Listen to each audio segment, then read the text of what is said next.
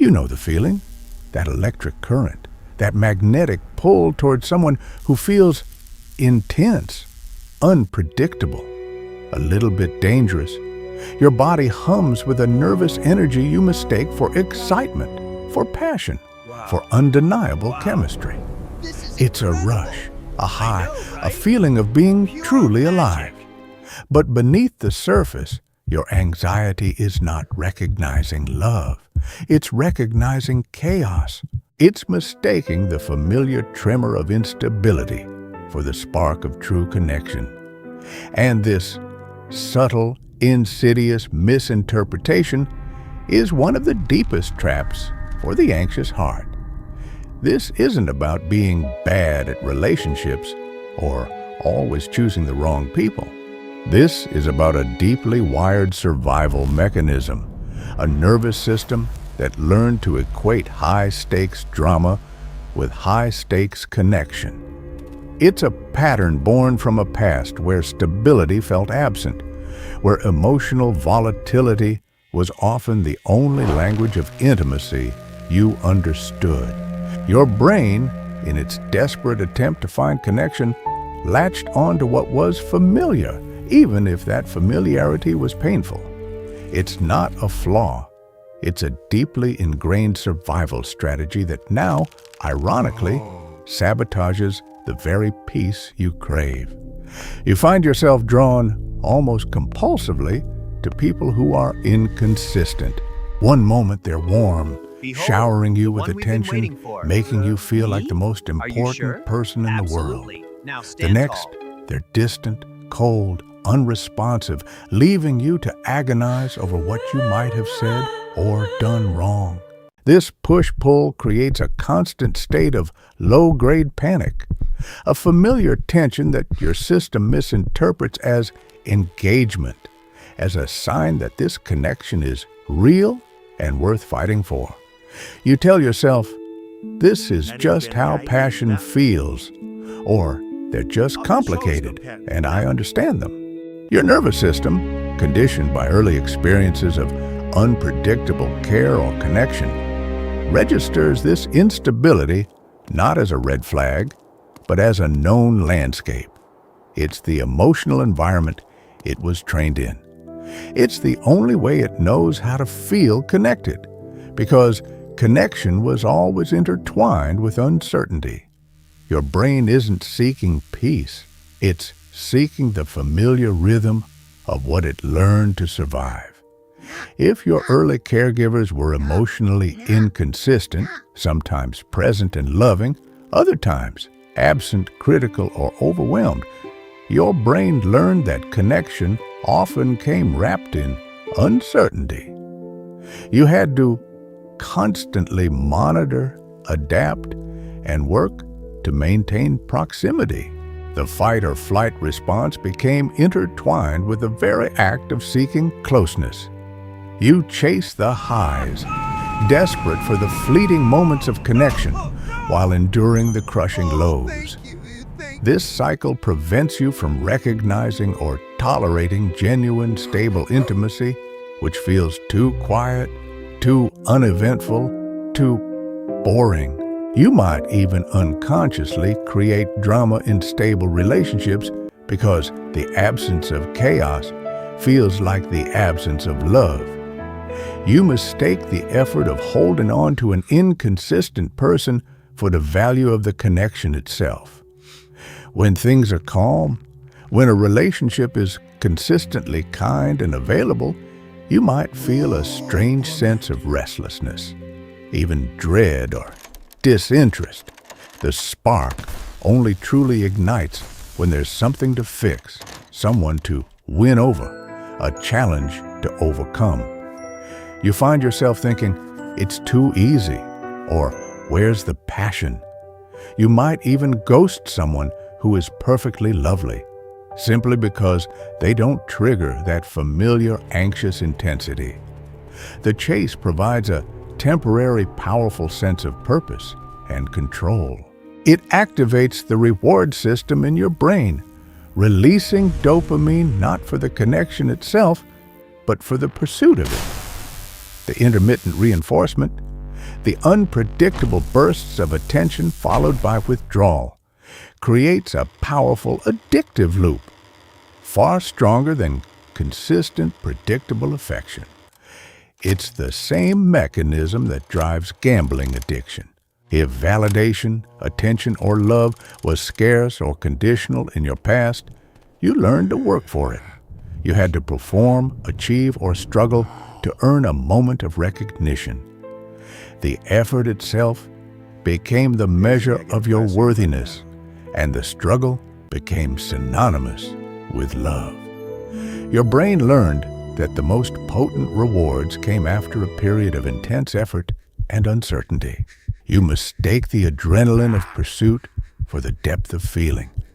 You become addicted to the potential of a relationship, to the fantasy of what it could be, rather than the reality of one. This leaves you perpetually unsatisfied, always seeking the next emotional mountain to climb, never truly present in the connections you do have. Your identity becomes intertwined with the role of the fixer or the chaser, leaving you feeling lost when there's nothing to pursue. You equate drama with passion, a heated argument, a dramatic reconciliation, the roller coaster of emotions. These feel like proof of a deep, powerful connection. You might even say, we fight hard, but we love harder. The quiet comfort of mutual respect, the steady rhythm of shared understanding feels bland, unexciting, or even suspicious in comparison. You believe that if it doesn't have those intense highs and lows, it isn't real, it isn't true love. Your system associates high emotional arousal with significance. If your emotional landscape growing up was often turbulent, your brain learned that strong feelings, even painful ones, meant something important was happening. The intensity, even if negative, signals that you are seen, that you matter, that you are engaged. It's a distorted form of intimacy, where shared pain or conflict creates a powerful, albeit unhealthy, bond. In environments where emotional expression was extreme, chaotic, or even abusive, your internal barometer for normal became skewed. You learned that intense emotions, even negative ones like anger or fear, were a sign of engagement, a sign you were not being ignored. This can lead to trauma bonding, where the cycle of abuse and affection creates a powerful, almost unbreakable psychological tie. You confuse trauma bonding with true intimacy. You believe that if it doesn't hurt sometimes, if it isn't a constant struggle, it isn't real. This keeps you locked in cycles of conflict and repair, preventing you from building a foundation of secure, gentle love. You might even unconsciously provoke conflict to feel that familiar spark, pushing away the very stability that could heal you. You mistake the intensity of shared suffering for the depth of shared joy. When there's no drama, no chase, no emotional fire drill, you feel exposed, vulnerable. The quiet can be deafening, bringing up old anxieties about abandonment, insignificance, or the terrifying emptiness within. You might even unconsciously provoke conflict, create problems, or push people away to break the silence, to fill the void with familiar noise. The thought of a truly peaceful, stable relationship can feel suffocating, like a cage. Stillness can feel like a void, a space where old, unaddressed wounds, fears, and unmet needs resurface. The chaos paradoxically acts as a distraction, a constant external focus that keeps you from confronting your inner landscape. It's a way to avoid the terrifying quiet where your deepest fears reside. Your nervous system is so accustomed to vigilance that true relaxation feels like a threat. If quiet moments in your past were often filled with tension, neglect, or the sudden, unpredictable onset of conflict, your system learned to be wary of peace. Stillness became a precursor to pain, to being forgotten, or to the next emotional explosion. Your body learned that being on alert was safer than being truly at rest.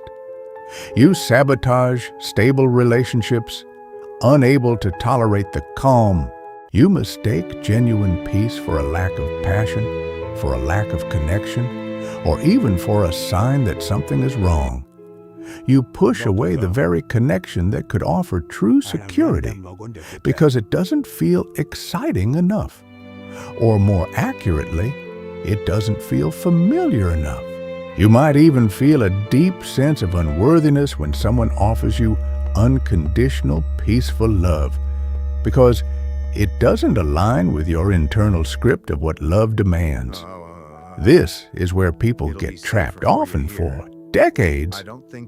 Your anxiety isn't trying to hurt you. It's trying to protect you in the only way it knows how. It's trying to recreate a familiar emotional environment, believing that if you can navigate the chaos you know, you can survive. It's a tragic miscalculation. What it's actually doing is keeping you from the very thing you crave, a love that is safe, consistent, and truly nourishing. You are mistaking the echo of old wounds for the song of new connection. You are confusing the activation of your deepest attachment wounds, the desperate yearning for resolution, the fear of abandonment, the hunger for validation, with genuine romantic chemistry. This isn't love, it's a reenactment. It's your past playing out in your present, screaming for attention in the most destructive ways. The chemistry you feel is often the intense, painful recognition of a pattern, not the joyful discovery of a soulmate.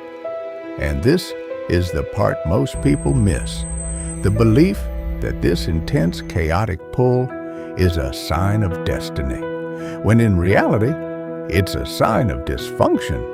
It's your nervous system, trapped in a loop, mistaking the fire alarm for the warmth of a hearth. The electric pull you feel towards chaos is not a sign of destiny. It is a signal from your nervous system, a desperate attempt to reenact and resolve old patterns. It is a call to look inward, not outward, for another source of drama.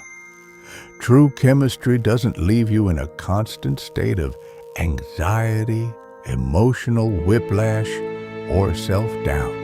It feels like a quiet unfolding, a gentle resonance, a deep breath you didn't realize you were holding. It feels like safety. It feels like home, not a battlefield. The real challenge isn't to find someone who ignites your chaos, but to find the courage to sit in the stillness, to heal the parts of you that believe love must be earned through struggle, and to finally recognize that peace is not the absence of passion, but its most profound and sustainable foundation. It is the ground upon which true, lasting connection can finally be built. If this resonated with a hidden part of your experience, if you've recognized these patterns in your own life, share your thoughts in the comments below. Your story might be the one someone else needs to hear. And if you're ready to explore more of these shadow patterns that shape our lives and relationships, subscribe to Shadow Depths. EF Sarko Tidum Press Taga.